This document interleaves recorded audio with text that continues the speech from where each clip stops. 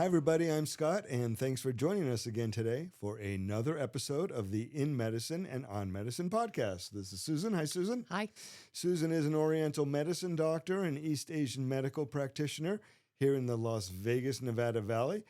Her information comes across the screen every so often. If you'd like to get in touch with her by email to make an appointment or ask questions, which you may also do in the comments section below, and we will do what we can to get you answers and get back to you.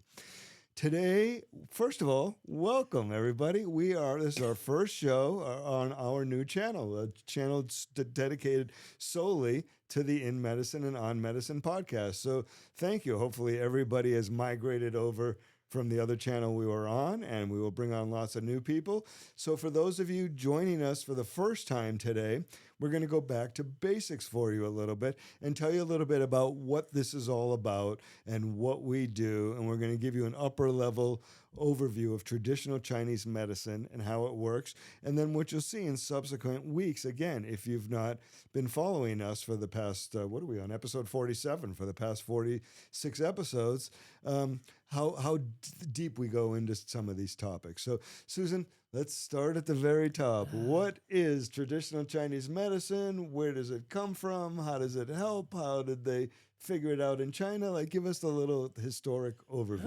Oh, it's a really, really big subject. And, well, I guess I'll just start from the beginning. So traditional Chinese medicine is based or is a product of the Chinese culture.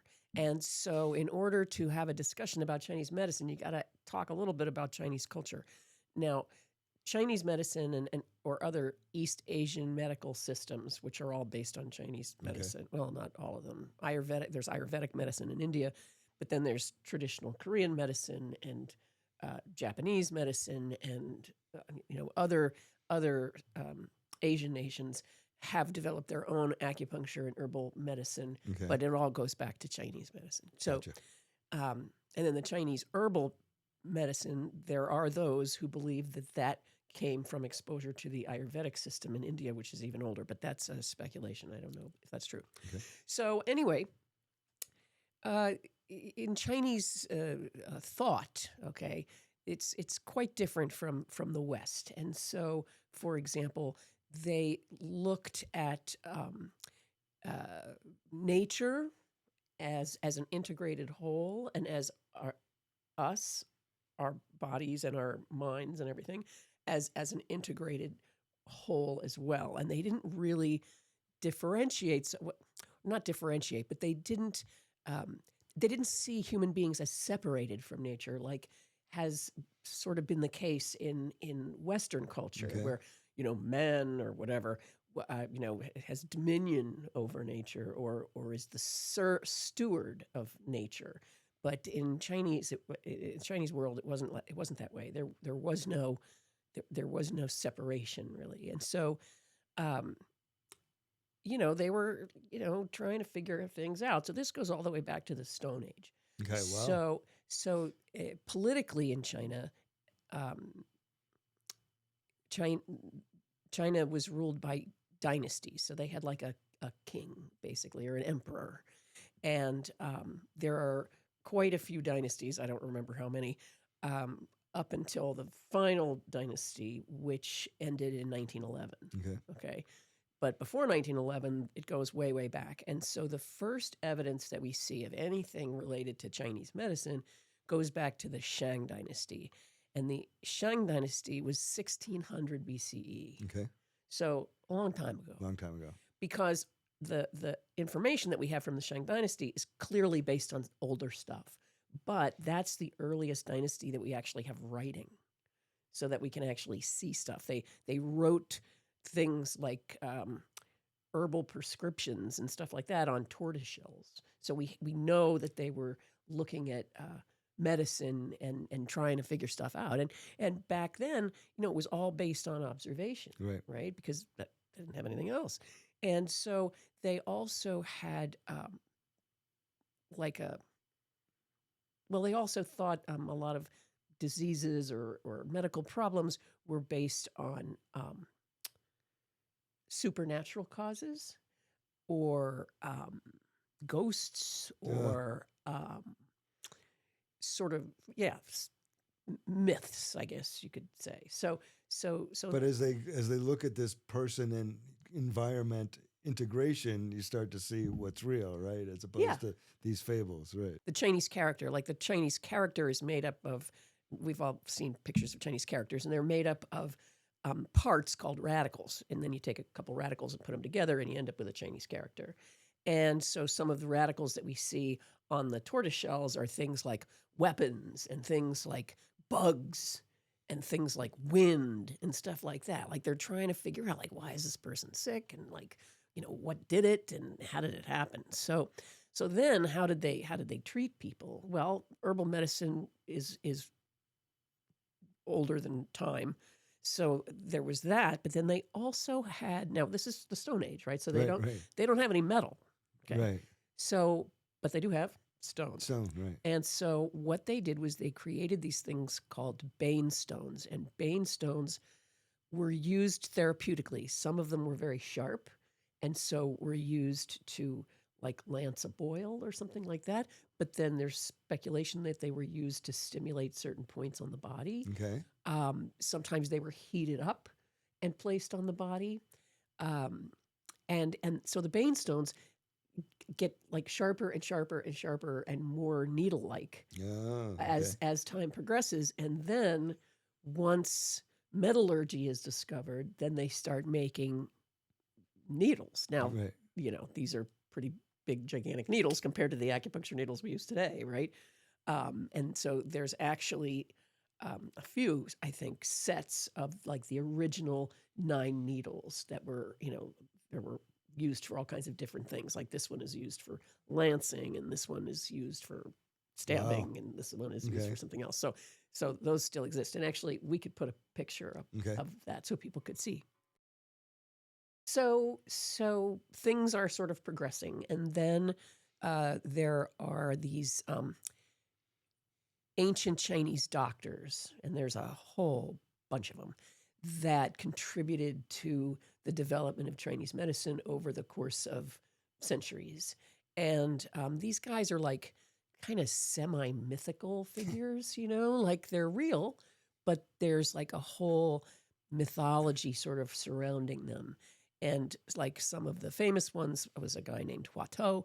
Hua Tuo was called the god of surgery. He developed surgical techniques. He also developed anesthesia. He used a type of resin made from cannabis mixed with wine for anesthesia. Sounds lovely. Instead of just chopping people up. And there's also a series of points along either side of the spine on the back that are called the Hua Tuo Jiaji, which are points.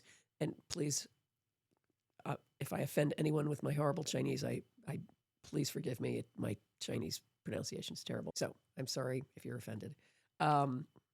So anyway, so there's actually you seem to make that apology weekly. Well, because I've been corrected numerous times by native Chinese speakers, and they have an excellent point because my accent is not very good. So, but anyway, it's a difficult language to speak.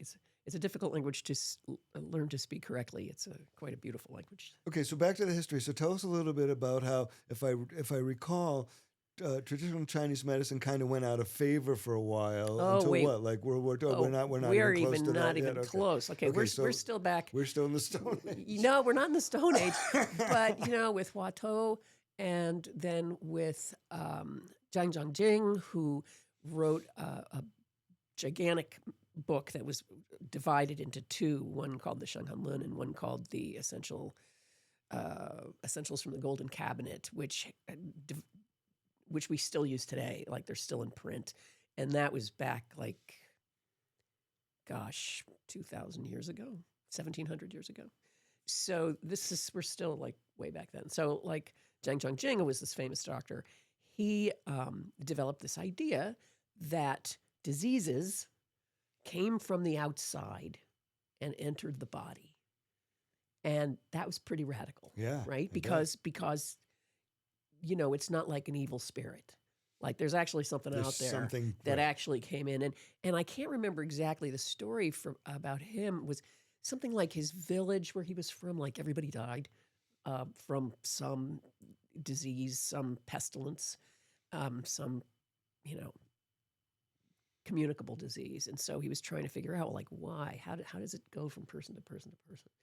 And so But they must have, those early doctors back then, there must be extremes from he's a crackpot to look at this revolutionary it's discovery really and everything in fascinating. between. And this has something to do with the way that Chinese, the language actually works. Okay. So when I first took Chinese in school, like I actually took Chinese in school, my Chinese professor said, you can't know what something says in Chinese unless you already know what it says. Which Whoa. means what? What that means is it's all about context. Okay. So there are very few sounds in Chinese compared to English. English has like a gazillion sounds, and Chinese has very few sounds. It has like 250,000 or something, which is like nothing. And then all the characters stand for loads of different things. So it's all about the context that they're in, lets you figure out what they are. So like, for example, if I'm reading a newspaper article in Chinese, I pretty much know it's about current events, right? So I'm going to interpret it that way. Whereas if I'm reading like a children's book, then, I might interpret a character a different way. Okay. So so there's that. So in order to write a textbook, the Chinese doctors would say something like, Dr. Chuan Hu wrote this, and then they would copy exactly what he wrote. And then the doctor would say, and I'm saying this based on that. Okay. So then 100 years later, another doctor, Dr. E or whatever, would say, okay, Qian Shua or whatever wrote this. Then it was commented on by this other doctor, and then they would copy that whole thing, and then I'm saying this, right? So then as time goes on... It's this running blog, basically. That's exactly what it is. It's a blog. And so that's how we take the earliest writings and put them together, and that's how we go, oh, this is what To said, this is what Zhang Changqing said, this is what, et cetera. Do you know why there was this need to repeat what had been said before as Because opposed of the to language. knowing, to get the context? Because Right. otherwise it's out there, so it's out there, but okay. But also they didn't have like textbooks. Like when I say a book, right. I mean, it's like, it's a stretch. Right. Right. So in order to know what they're saying, they have to repeat it, right? And restate the context, right? Exactly. And maybe even the context as told by the person who's going to do the continuing thing, Yeah. which may not be what the original context was? Yes. Okay. Yeah. So that's how these books... Well, that's complicated. Okay. how it all develops, right? Okay. But, it's not really that complicated because it's like, well, okay, my teacher said this. And now I'm saying this. And then later, another guy goes, well, that guy was my teacher. And he made this commentary based on his teacher, and now I'm adding something. You know what I mean? So it kind of went like that. So that's how we get all of this information. And so... Zhang Zhongjing said his Shanghan Lun is called Discussion on Cold-Induced Disorders. And so what he decided was that everything starts with cold. Okay. Cold is bad, okay? Cold invades, and this is what happens when cold invades, and here's what it looks like, and then here's how we're going to treat it, right? And so, and that was the truth in Chinese medicine for centuries and centuries and centuries until way later. Another school of thought arose where they said, not everything starts out as cold. And that was called the warm disease school. And there was a bunch of doctors in that. Okay. And they looked at it completely differently, right? The warm diseases. So diseases came from the outside. They either came from cold or they came from heat, and they entered the body. And then we saw these symptoms, and then this is what we treated. Okay, so one other guy we have to talk about or mention is this semi-mythological figure called Shen Nong. And Shen Nong was way a long time ago. And he is considered the father of herbal medicine. And he was said to have, quote, tasted the 100 herbs. Okay. But the word 100 in Chinese is also the word 1,000 and 10,000 and, whatever. It's the same He word. was a guinea pig. He was. And he practiced on himself.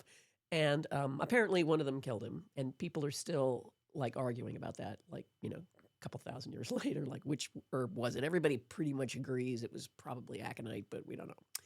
I mean, he's a semi-mythological figure because he was blue and he had horns. Okay. Well, now we're leaving. Okay, We're so going back into the metaverse there now from what seemed like they were moving towards. well, yes, I had to kind of back up a little bit because so basically Chinese medicine and all these doctors, you know, writing in these books and commenting on each other, they're all observing and they're trying stuff. Just they're trying herbs on themselves, they're trying herbs on their patient, they're trying acupuncture techniques on themselves and on their patients, then they're figuring stuff out, like figuring it out. And it's all observation, right? Is there somebody to observe with them when the thing kills them so that can be denoted? You know Well, what I mean? you know, these guys, I mean, there were huge medical schools. Okay. So there's Huge medical So schools. you're not doing this in the comfort of the corner of your home Well, or anything. you know, it's interesting because, like, when I was in school, I had a lot of Chinese professors, and some were clearly, how can I put this, more sophisticated or more from, like, they went to big universities, they worked in big hospitals. And then I had a couple of professors who clearly came up a different route that were more Country doctors. country doctors, yes. And the more elite doctors kind of looked down on the guys who came up maybe with a master, like studied with a master and came up that way. I mean, they all had to pass the same board exams, Right. basically, but there was definitely a sort of a divide between sort of the, you know, elite. You know, it's kind of funny because it's a communist country, and so supposedly there isn't any of that, but of course there totally is. You know, I mean, it's like there's the, you know, fancy elite people, and then there's the peasants. I mean, it's kind of, you know, human nature. So anyway, so we're going along, and it's getting more and more sophisticated. And the original text that everything was based on, it was written, I believe it was compiled 200 BCE. Okay. I think, pretty sure. Anyway, and it was clearly older stuff that was gathered together, and it's clearly more than one writer. And it was a really fascinating book. It was divided into these two parts called the Suwen and the Ling Shu. They both had 81 chapters. They talked a lot about treating different things and acupuncture and all kinds of stuff. And it's still in print. I mean, that's the earliest text. And part of it takes place, it's very sort of Platonic. The Yellow Emperor is asking his servant, Chibo, medical questions, and then Chibo is answering him. And that's kind of the way the book is put together. And so that was the earliest text. And so, or that was the earliest text that really talked about acupuncture specifically. So anyway, so now we're getting into like the 20th century. Okay. And it's a pretty sophisticated type of medicine, herbal medicine. There are hospitals, you know, all over, teaching hospitals, schools where people are learning traditional Chinese medicine. But the advent of Western medicine, which kind of came with the Jesuits back in whatever, 1600 or whatever, the Chinese really liked Western medicine a lot. The problem was it was expensive, and it was only in certain areas that were exposed to Western culture. Right. And China at that time was so gigantic that, you know, most people got their medicine still from traditional Chinese medicine. So we're going along, and then there's a whole lot of political stuff that happens that is really pretty interesting, but kind of beyond the scope of what we're talking about here. But things started to get like not so good. In China, there was an opium war with the British. A lot of foreign invaders came and kind of divided up China. They ended up having a huge opium problem. They had problems with crops. There was a lot of pressure. They had a lot of corruption in the dynasty at the time. A lot of problems. And so there was a lot of unrest. And so that led to the rise of communism. Okay. And so the communists were pretty efficient, and they went into different areas and ended up controlling different parts of the country where it was kind of like they could keep the trains running on time. You Right. know what I mean? Where the government, I mean, not that there were trains, but I mean, well, there were trains, but not that that was their. I'm just using that as an example. I mean, they could kind of, they were there and they could kind of, make things work. Where the central government, the emperor, empress, was completely unable to do that, right? And so, they got stronger and stronger and stronger, and then finally there was a revolution, and it's kind of interesting because the Chiang Kai-shek led a revolution, and he wanted to replace the system that they had with democracy, and he won. And so for 50 years, China actually was a democracy, but you can barely find that in any, Right. like in one of the books, classic books written in China that people still use today, CAM, which is Chinese Acupuncture and Moxabustion, CAM. They do a history of Chinese medicine, and there's a 50-year gap where they don't say anything. They just say it was the dynasty, and then 50 years silence, The crickets dynasty's chirping, back, right? and then the communists. Right. Okay, so and it's like, wait a minute, there's 50 years in there. Wait, what happened there?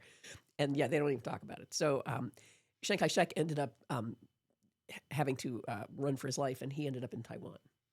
Okay, so that is why to this day, Taiwan does not consider itself a part of China, Right. and China considers it a part of China, and there's this whole big problem. So does he before the communists turn on traditional Chinese medicine? Do the communists? What goes on there politically with the medical? Well, yeah. So one of the problems Chiang Kai-shek had was that he couldn't provide health care to anybody because he was like, we're going to get rid of this, goofy Chinese medicine, and we're going to embrace Western medicine. Well, that's easily said, but difficult so to actually do. wanted to get rid of Chinese medicine. Okay. Absolutely. And but then the communists came into power, and they thought it was all a bunch of hooey. They were like, no, this is like Mao Zedong, who was the leader of the Communist Party, and started, the China that we know today, the communist China that we know today. He was the chairman, Chairman Mao. So Mao had absolutely no use for Chinese medicine. He thought it was a bunch of hooey. It was ridiculous, and we're not going to use that. But he was really practical. He was a really practical guy. And what he realized quickly was, he had 1 billion people that he needed to provide health care to, and he couldn't do it, right? So they started, and he did several interesting things. The other thing was that he had a problem with was the country was basically illiterate because reading Chinese and writing Chinese was so hard.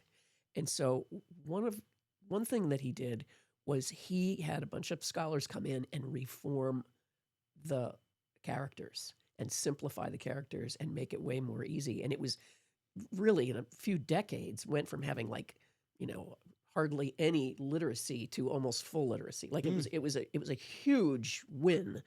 And then the other thing that he did was he started the barefoot doctors. So the barefoot doctors were these young people who were trained in traditional Chinese medicine and Western medicine. They were kind of like paramedics. Okay.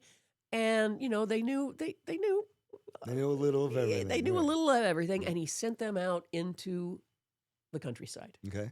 And so all these little villages had these barefoot doctors, and at least they had at least a minimum, a bit of health care that they could look to. So he did deliver. Okay. Right. So then they also started. Now at the time there were like different schools of Chinese medicine, and so Mao put a bunch of scholars and doctors and people to study Chinese medicine and also to simplify it so that more people could understand it. And so that's when they developed what's called the 8 principles. And now there's another type of Chinese medicine called 5-element. The 5-element practitioners believe that 5-element predates the 8 principles, and so it's somehow more pure. I mean, I don't know. I mean, I worked at a 5-element school, and I mean, I think 5-element's great, but I mean, I think a turf battle over something that's thousands of years old seemed a little stupid to me. So, Because they share what, 80% in common? they share a lot. yeah. Yeah, they share a lot. So it's like, okay, fine. Your guy was the first, and my guy wasn't. Whatever. You win. Yeah. Okay. Fine. You win. Yeah. So anyway, so the 8 principles. I mean, that's the school that I was trained in.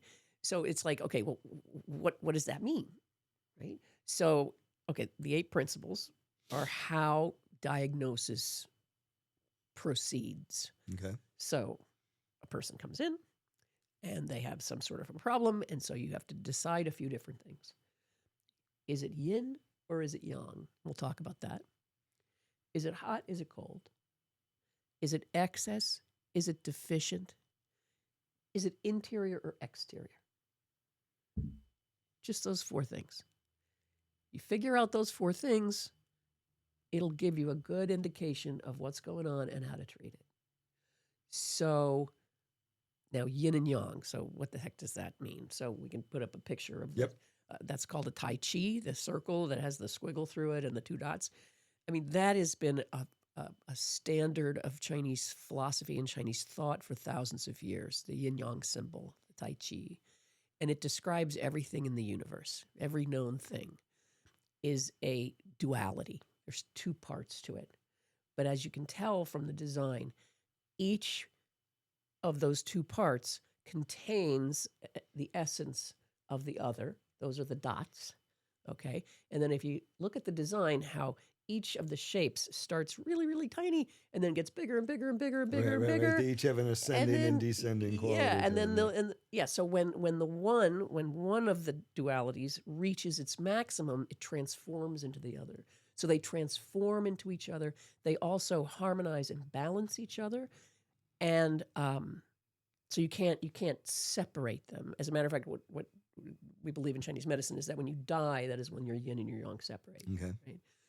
The body dies, which is yin, and the yang goes to heaven.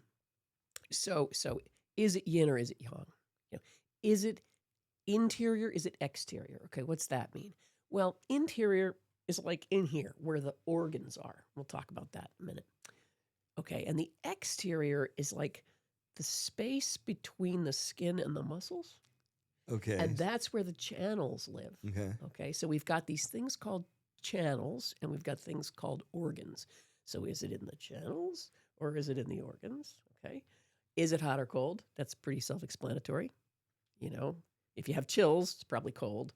If you feel cold, it's probably cold. If you feel hot, it's probably hot. And if if you're red, it's probably hot, so is it hot or cold? And then is it excess or deficient? And that's a little bit trickier. So an excess problem basically means you have too much of something. And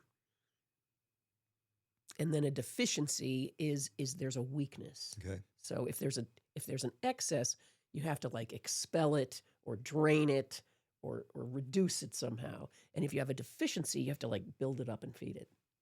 Okay. Right? So that's how we kind of start out. Okay.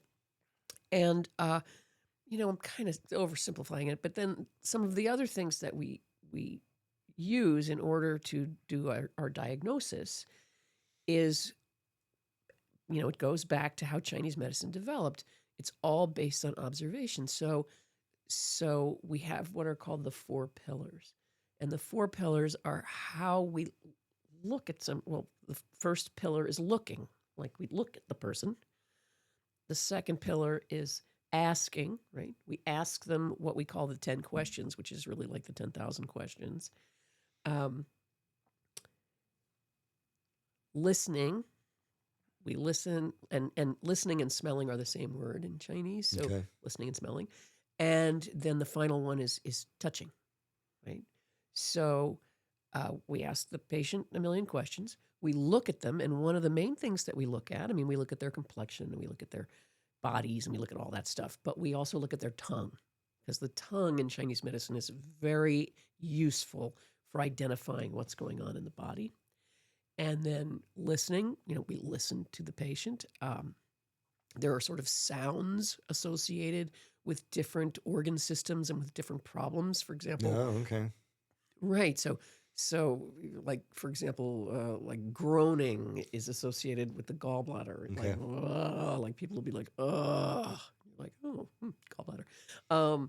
And then the final one, palpation. I mean, yeah, we can, touch the patient. We can feel, is their body hot or cold? Or sometimes you can actually even see where the channels run and you might palpate that. But the big palpation is the pulse. Okay. And we do a very, very extensive pulse diagnosis where we take 3 different pulses at 3 different depths on each wrist. And that tells us a lot. So what is the pulse and what do they tell us? They tell us the condition of the organs and the condition of what we call the chee, which is the energy. Chee is like life force. Technically, this isn't really true, but it's kind of true. Dead things don't have chee and living things do, right? So the chee is our energy. It doesn't have a physical form, but we know of its existence because of its effects.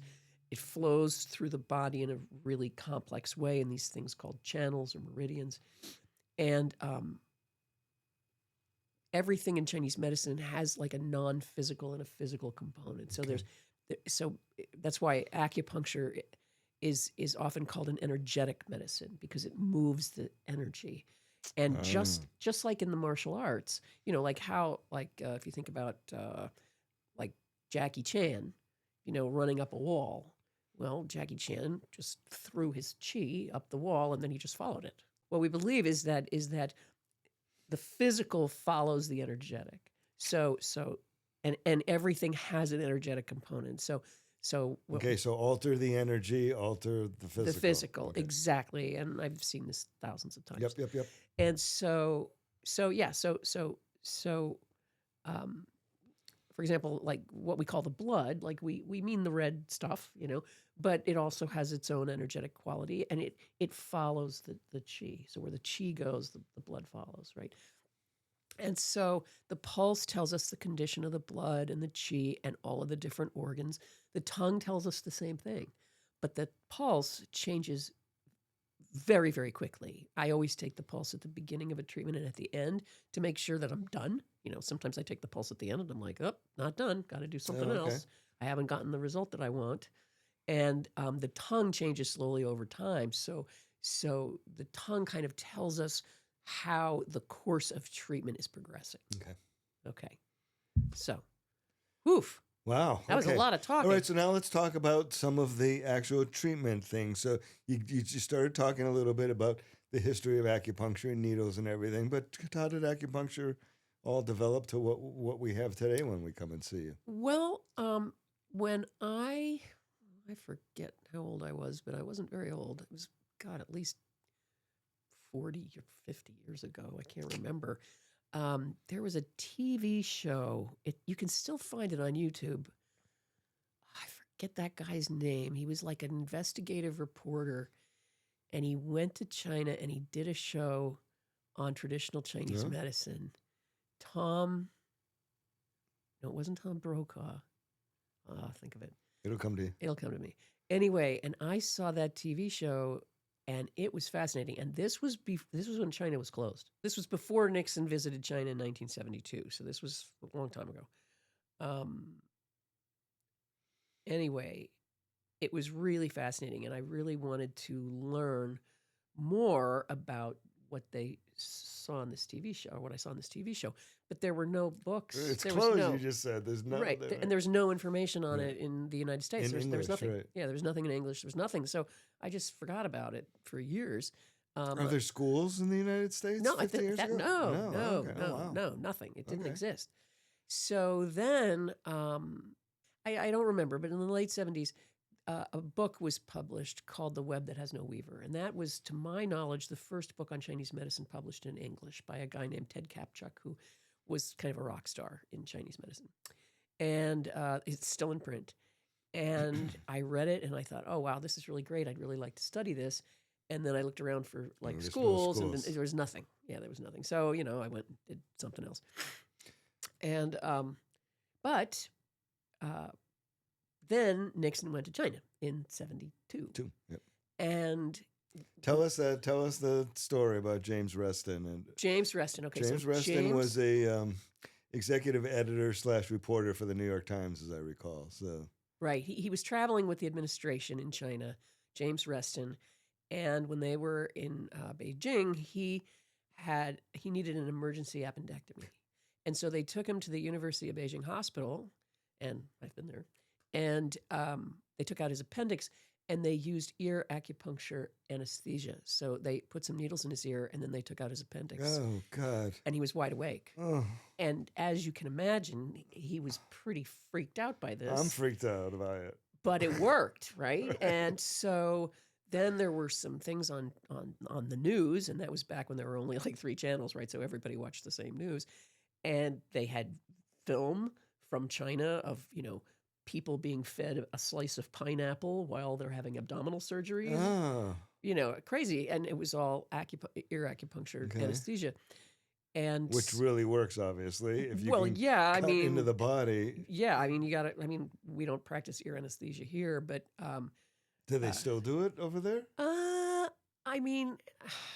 don't know. Somewhere in all of my papers in my office, I actually have a graph that shows all of the anesthesia points on the ear, and it's extremely complex. Okay. Like, just get a shot of Novocaine. Okay, it's much easier. Okay, so yeah, I would imagine that is no longer. I would imagine it's no longer practiced just because Western medicine is so much better at that. But this, he comes back from China, writes this lengthy editorial, which everybody should check this out. It's really fascinating. And so this is like one of our first exposures in this country to this whole thing. Yeah. So what he did was that article sparked so much interest that schools began to pop up. Right. So he was a huge influence on the development of the educational part of the medicine that was brought to the United States. It was really, really fascinating stuff. And so one of the first schools that was started was the Northwest Institute of Acupuncture and Oriental Medicine in Seattle, which is where I ended up going. So yeah, that was back in the day when, all of the professors needed translators. Then none of them spoke English, and there were no books really. Right. There was the Web That Has No Weaver. That was it. And nowadays there's so many things in English. There's so many books written in this country and in China and in other countries. And there's also a wealth of really well-researched Chinese medicine medical journal articles that are now in translation that are, you can go to PubMed, which is basically a library online that has every possible journal article or medical article published pretty much anywhere. So you can access everything. So can you see those writings going back of what he said and then he said and then he said? This was okay. That's 2 different things. So what I'm talking about is just like modern medical research into Chinese medicine. It doesn't really lend itself very well to the type of research that we do. It's hard to have a double-blind study for something that's based on empiricism alone. So, but anyway, what you're talking about is, now there's loads of those old books that have all been published in English that, are broken down. So when you're teaching, will you go through those lengthy things with your students? When I was in school, we did that when we took classes on the classics. Oh, okay. Okay. They don't really teach. The education system has changed a great deal in the last 15, 20 years. And so there are things that I learned 25 years ago that they don't really teach anymore, which is a shame. Like with everything. So, let's talk about the tools in your arsenal now. Once you determine what's going on with our energy and our chi and everything. So what else do we need to know about the acupuncture itself? Just how do you use it? What's it for? What tell us about the channels and the points and how that is part of the treatment. Okay. So it's an energetic medicine. And what the Chinese discovered was that this stuff called chi and the blood flow through these things in our body called channels or meridians in a really complex way. And that when everything is flowing like it's supposed to in the channels, everything's good. You don't have any problems at all. You don't have any pain. You can sleep just fine. You don't have any food cravings. You can maintain the weight you want to be. You don't have any anxiety. You're just Healthy. you're just healthy, living your life, right? It's like water in a river. It's like if water is just flowing in the river, everything's fine, right? If there's too much water in the river, not enough water in the river, a log jam in the river, problems arise somewhere, okay? And it's the same thing with the chi and blood in the channels. Not enough chi and blood, too much chi and blood, an obstruction or stagnation, what we call stagnation, where it's not moving. Those are problems. So there's also 391 points on the channels that where they figured out that if you stimulate those points, you can really affect the channel. You can really affect the organ because each channel is associated with an organ as well. Okay. And they discovered all these sort of varieties of points that do specific things. Like this group of points tends to clear heat. This group of points tends to affect what are called the water passages, which is like fluid metabolism in the body. This group of points works really well for accessing the chi of the actual organ itself on the surface of the body. So there's all these different points. I should tell you another thing about the bronze man. So about the what? The bronze man. So the bronze man. Okay. So the acupuncture points. As you said, we moved away from mysticism, but we're still talking about blue people and bronze men. Yeah. Well, you can never get too far away from it. That's true. So back in the Chinese schools, the schools from 1,000 years ago or whatever, the way that the acupuncturists were tested to see if they were good enough to graduate was they had a sculpture of a man made out of bronze. Okay. And it was hollow, and it had the channels marked on it, and it had holes where all the acupuncture points were. So then they would take the bronze man and they would dip him in wax, and then they would fill him with water. And then they would tell the students, okay, needle these points. And they had to be so precise with their needling that they would go in through the wax, and then the water would come out. Right. Oh, and then what? Right. Right, because if you miss, you just hit bronze. Bronze, right. Right. So there's still, I think, a couple bronze men that still exist. Yeah, they're pretty amazing. So so it's a very precise.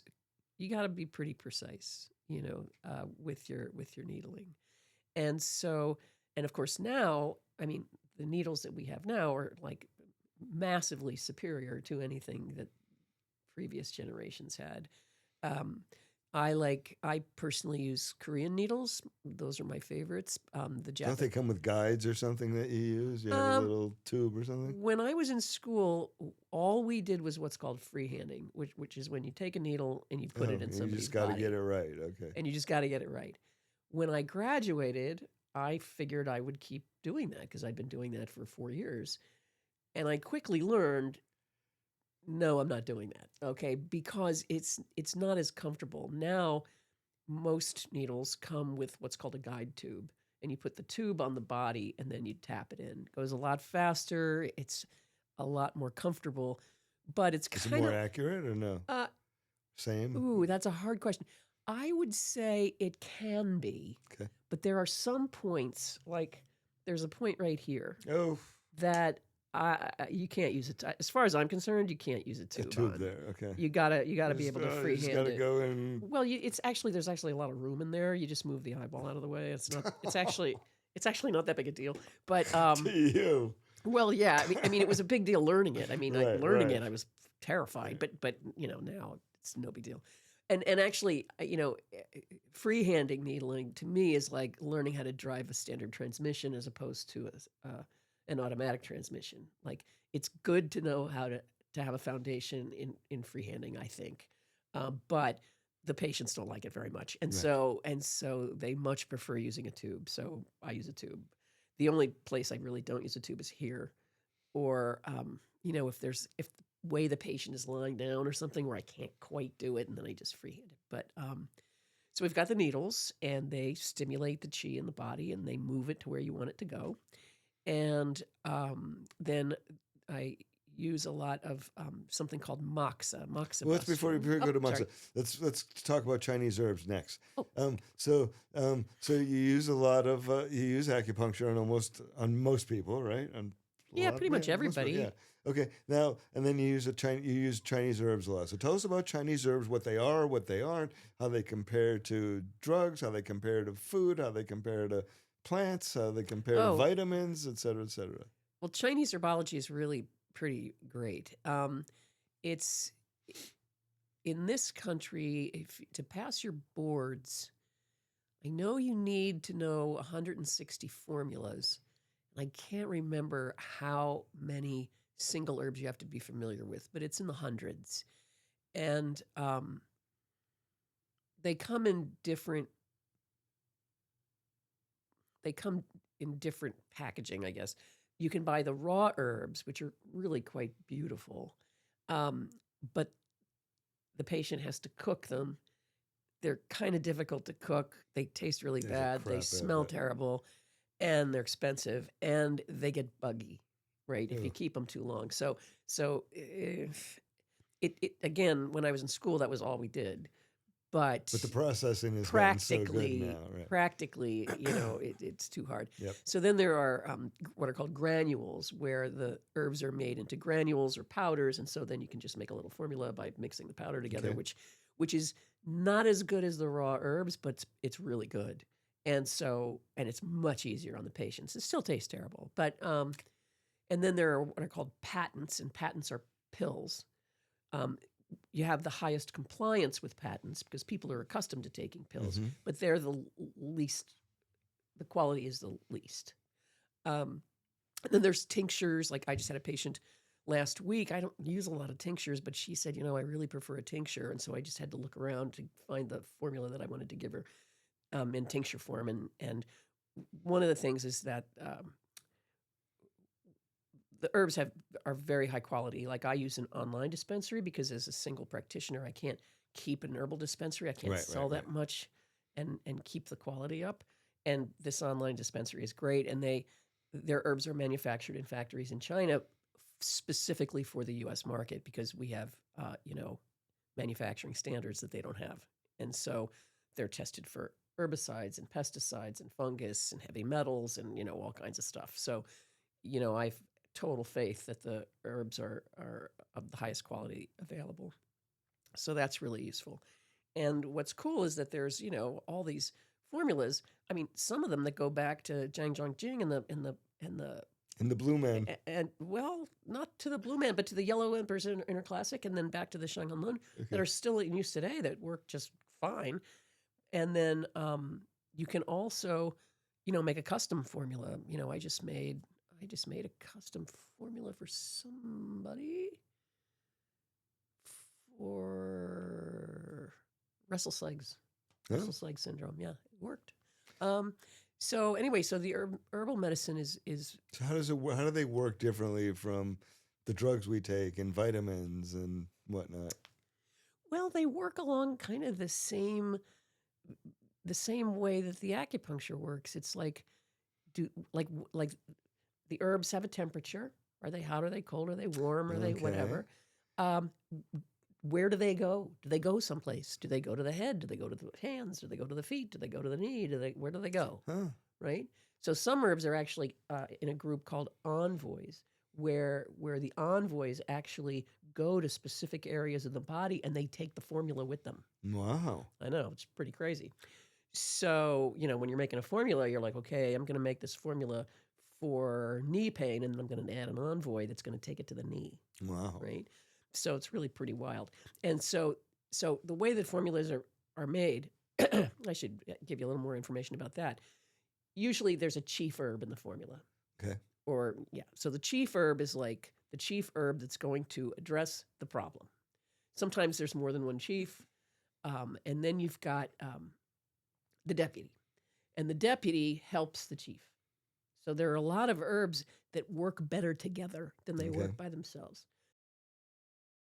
So, and you can have more than one deputy too. So sometimes the deputy helps the chief, and sometimes the deputy addresses something else going on that's sort of accompanying what the chief is going to address. And then there's assistants, and the assistants either help the deputies or they might take care of a little minor symptom, but that's still part of it. And then the envoy that takes the other herbs and takes them where they're supposed to go. So that's how the herbal formulas are put together. How long do you take them for? Well, you don't take them forever. Excuse me. So basically, you take them till you don't need them anymore. Okay. And, in my experience, You don't have to worry about overdoses or the kinds of things we do with pharmaceuticals or. the only thing that I worry about, and honestly, I don't worry about much with Chinese medicine, but the only thing that I worry about is I never give herbal medicine to people on blood thinners. Okay. That's just a red line for me. Not because I think the herbs are bad, but I think blood thinners kind of scare me, and I just don't want to go there. Okay. But aside from that, like some people might say, oh, I don't want to give Gansao. Gansao is actually licorice to anyone with high blood pressure because licorice can raise your blood pressure, but it raises your blood pressure such a tiny amount. Like, I don't even know if it would raise your blood pressure enough to even measure it. I don't know. So the other thing that's interesting about herbal formulas too is that they taste terrible. But if it's the right formula for you, you'll think it tastes terrible, but you'll kind of like it. It's like, yeah, this tastes terrible, but I kind of like it. It's really weird. But if I give you the totally wrong formula, you'll have like a revulsion. Like, you absolutely will know. You'll know, I'm not taking that. That's not for me. If you get that kind of feedback, that's telling you It's wrong. the good or the bad of the formula. Right. Like I once had a married couple and they took each other's formula by mistake and they went, like they couldn't bear it. Right. And I was like, yeah, you're taking the wrong switch. And so, so that is, but again, that's another characteristic of Chinese medicine is that in our culture, we're just not rewarded for using our intuition. Like if you go to your medical doctor and you say, I just feel like my knee pain is connected to my stomach pain. And they'll be like, no, it isn't. That's ridiculous. But in Chinese medicine, well, yeah, it's the same channel. It's the stomach channel. So yeah, it probably is, So, that herbal formula doesn't taste right to you. Well, you know what? It's probably not right for you. So let's go back to the drawing board and figure out what is right for you. We really depend on the patient's feedback, intuition and and how they feel the treatment is going, right? And then the other thing that I tell the patients and that I use for myself is, treatment is diagnostic. So, like, let's say you've had something for 5 years. It's unlikely I'm going to be able to give you an acupuncture treatment and boom, and it's gone. I mean, that would be great, but it's not magic. Right. So. And it's not realistic. It's just not realistic. So, the rule of thumb is, give me 10% of the time that you've had this. So, if it's 5 years, it would be 50 weeks. Right. Yeah, it'd be almost a year. So there's that. And then I always look at them and say, okay, and here's what we're going to be deciding. Intensity of symptom. Okay. So let's say your elbow pain is here. Okay, well, after the treatment, we want it to be here. And ideally, we want it to just keep going down until it's no longer an issue. And then the other axis is duration of relief. Okay? If you get, like I have a patient coming in tomorrow. She came in a few days ago. She was in a car accident. And her symptoms have not resolved. She was in a car accident in September. And I'm really going to be interested to see her tomorrow because from a Chinese medicine perspective, it didn't look like it was that tough. It looked pretty simple. And so I'm going to be really interested to see what was her duration of relief. Duration of relief. Intensity of symptom and duration of relief. Oh, and she's another interesting person as an illustration of how the physical follows the non-physical, or the blood follows the chi. Mm-hmm. So somewhere back in my past, and I don't even remember where or when, I learned a skill about how to gently encourage what I would call a derotation in the cervical vertebrae. Okay. Like I can, and I just had a person come who has her own practice now, but was originally one of my students. And the woman in the car accident was actually referred to me by her because she came in and one of her main complaints was neck pain. And so, I did this technique on her, and sure enough, she had two vertebrae. She had one rotated left and one rotated right. So, I'm not a chiropractor, so I'm not doing Right. an adjustment, right? But what I can do is just put a little pressure on it and then just encourage it or visualize it moving back to where it wants to go. So, and then I put in the needles that open the channel where those vertebrae are, because the vertebrae want to be where they belong. Right. And so you stimulate the channel that goes right up the spine and in the neck.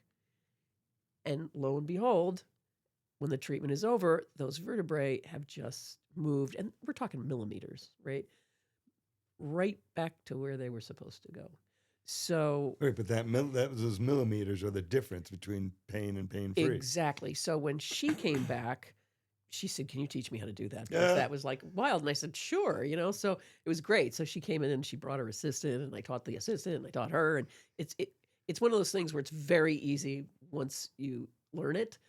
You just have to learn it and feel it a few times, and then you're good. It was really pretty funny because she kept wanting to make it like more complicated than it was, and I'm like, no, don't use oil, don't do anything. Just do exactly what I'm showing you. It's that you don't have to do anything. You don't have to do anything else. Funny. And but that really shows, and it kind of, or not shows, it like illustrates how the physical actually does follow the non-physical. Like we don't have to do a big chiropractic adjustment. We can just sort of wait and allow the change to occur, Right. and allow things to go back into harmonious balance where they belong. Okay, now let's go back to Moxa, which we were going to talk about. So the next tool in the arsenal. So tell us about Moxa, what it is, how you use it, how it helps, all that fun stuff. Well, I love Moxa. So Moxa is an herb, and Moxabustion is the technique. Okay. So the herb is, the English name for it is mugwort. Okay. And it's prepared in a bunch of different ways. And when I was in school, it was called Moxa wool. It looks like wool. It looks a little bit like Marty. Yeah. And there's the cheap stuff was very coarse, and that was called 3-year Moxa, that it had been prepared for 3 years. And then the next expensive level was called 5-year Moxa, which was more refined. And then the expensive stuff, which was called golden yellow, which was called 7-year Moxa. That was how much preparation time it needed before it could Just be like therapeutic. Cheese or wine. Yeah. So the coarse Moxa looks a little bit like Marty, and then the golden yellow, the really expensive stuff, looks more like felt. Mm. And so anyway, so we light it on fire for therapeutic effects. And so there's something called direct Moxa and something called indirect Moxa. Direct Moxa is when we put the Moxa directly on the body and light it on fire. Okay. So like the golden yellow, the expensive stuff, we make little tiny cones shaped like grains of rice. And we put them on the body, we light them on fire, and then as soon as the patient says, like I feel it, then we snuff it out. Okay. Right? And so that's direct. It's directly on the body. And then we can use the middle type of Moxa to make a cone that's maybe the size of I don't know. Like the size of a bean, Okay. I guess. And you can put those on the body too. And then as soon as the patient feels the heat, you pull them off. And then indirect Moxa is when there's something between the body and the Moxa. So we might use salt, a layer of salt, and put a cone on that. The indirect Moxa, actually, the cheap stuff is actually the best, because you can make a big cone, like a cone that's like 2 centimeters high, and it burns really hot. And so the cheap stuff is actually good for indirect. The golden yellow, the expensive stuff, burns too coolly and too slow, and so it doesn't work. But anyway, so you can put salt down, you can put a slice of garlic, you can put a slice of ginger. There's a few different things. And then the moxa burns down and takes the energy of whatever it is you put between it and the body into the body. And what does it do? Well, moxa is kind of, the way I explain it to people is moxa is like a vitamin. Okay. And I really like to use it because acupuncture is an energetic medicine. If people have deficiencies, it's hard to strengthen a deficiency without adding something. And so moxa is something you can add in an acupuncture treatment. It does a lot of good stuff. And so it also comes in stick form. Okay. And again, that's an indirect type of moxa because you don't touch the body with the stick. There's air in between the stick and the body. And you heat up the acupuncture point until the person says, okay, that's hot enough. And then you go to the next one. And so I use a lot of moxa. I might use more moxa than most people because I practiced for so many years in Washington State, which is a cold, damp climate. And moxa is really hot and dry. And so it's good, yeah. Yeah, it's really good. But, I use a lot of it here too. And here it's the exact opposite of hot and dry. But yeah, it's a really good way of making your acupuncture treatments more strengthening than just acupuncture alone. Fascinating. Okay, what about Cupping? Cupping, and we all remember Michael Phelps in the Olympics with the cupping marks on his back. Oh, so everybody what is wanted to cupping? be How do cupped. you use it? When do you use it? I think Gwyneth Paltrow got cupped on some TV show or something. Oh my God, it was so funny. So cupping is like this super simple thing that's been around forever. And basically it's just a cup. I use glass cups. I have the same cups today that I had 25 years ago when I was in school. Yeah. I still have them. Where we take a flame, we put it inside the cup, burn out the oxygen, put it on the body, and you get a suction. Okay, and what are you trying to achieve? So the thing with that is that it moves things, right? Okay. It sucks stuff up to the surface of the body, or that's usually what we use it for. There's a couple other things we use it for too. But so like, for example, let's say people have like really tight muscles. And, they've had a massage and they've had acupuncture and their muscles are super, super tight. Like Michael Phelps, Yep. the swimmer, right? I mean, he had big, gigantic muscles. He worked them really hard. He actually caused like some damage in his muscle. And then he wanted to like recover faster for his next race. So there's like what I would call extravasated blood in those muscles. Like the circulation is so impaired because the muscles are so tight that blood actually leaches out of the blood vessels, and then the lymph system has to flush it away. But it's really just a bunch of garbage that you want to get rid of. So cups suck all that extravasated blood up to the surface of the body, get it out of the muscle, put it in the skin.